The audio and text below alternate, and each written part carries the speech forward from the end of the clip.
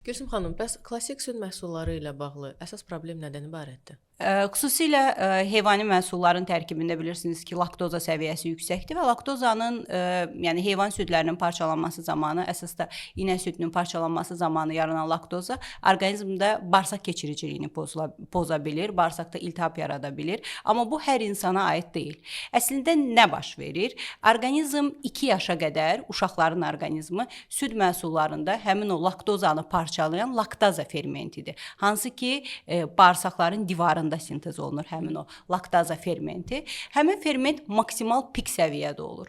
2 yaşdan 5 yaşa qədər tədricən aşağı düşür. Sonra cinsi yetişkənlik, yəni o pubertat dövrə qədər daha da aşağı düşür və biz süd məhsullarının tərkibindəki laktozanı getdikcə daha zəif parçalaya bilirik.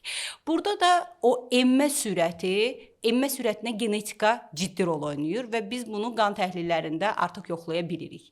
MCM6 geni var ki, onu biz pasientlərdə, istər uşaqlarda, istər böyüklərdə yoxlaya bilirik. O gendəki defektə görə, yəni mutasiyaya görə biz başa düşürük ki, bu insanda, tutaq ki, yetişkin yaşda olan bir insandır, bu insanda hələ də laktozanı parçalayan laktaza geni aktivdirmi və yaxud da hissəvimi fəaliyyətini söndürüb və yaxud da tammı fəaliyyətini söndürüb. Yəni bu hallarda əgər hissəvi və yaxud da ki tam laktaza fermenti çatışmırsa, bu hallarda nə baş verəcək? İnsan südü qəbul etdiyi zaman bu parçalanma pozulacaq. Köp, qaz, narahatçılıq, bu da tədricən bağırsaqda iltihabi proseslərin yaranması ilə özünü göstərə bilir.